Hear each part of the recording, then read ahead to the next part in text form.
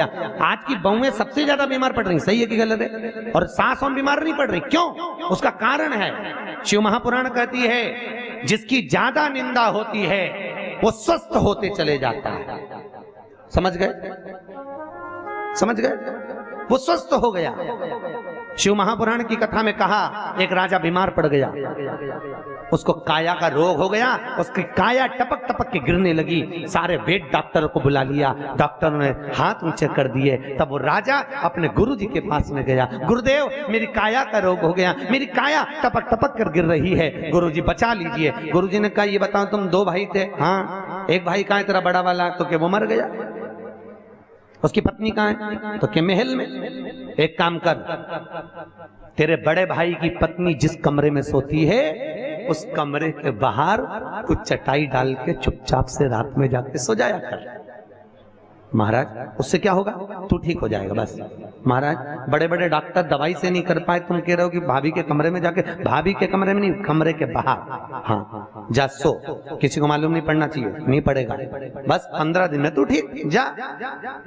गुरु के वचन पर विश्वास करा, पहुंच गया भाभी के कमरे के बाहर, रोज चटाई डाल के सो जाता।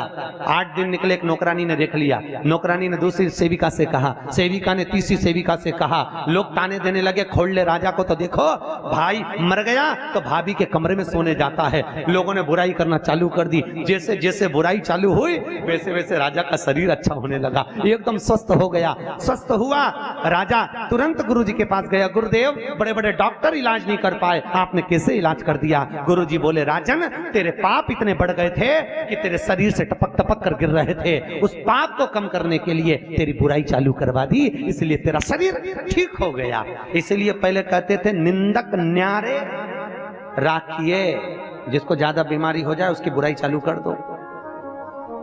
ठीक, इसीलिए सास चकाचक रहती है क्योंकि बहुत दिन भर बुराई करती है। सास चकाचक, तो तुम सास को जल्दी निपटाना चाहती हो तो बुराई बंद कर दो।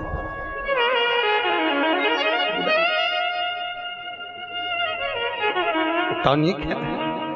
सास की जितनी जितनी बुराई होगी ना, तुम देखना जिस सास की सबसे ज्यादा बुराई होती है ना वो बुढ़ापे में भी ऐसी सुंदर दिखे, भले साधारण सी साड़ी पहने फिर भी ऐसी लगे इतनी जोरदार, तो बहुओं का मन अंदर से कचोट जाए कि हम तो 1 घंटा तैयार हो तब सुंदर दिखे। डोकरी के तो देखो,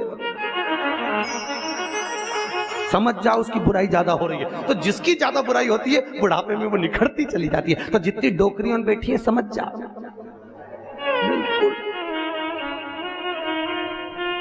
निंदा हो, कई लोग कहते हैं महाराज उसने हमारे लिए ऐसा कह दिया, कोई कहता है उन्होंने ऐसा कह दिया। अरे कह दो, फिर वही बात आ गई, आग लगे बस्ती में, अब हम रहो मस्ती में, बोले बोले तो खूब अलमस्त रहो। वो जितनी जो ज्यादा बुराई करे उतनी ज्यादा रोटी खाओ, उतनी ज्यादा बढ़िया और करो और अलमस्त रहे, निंदा से ना डरो।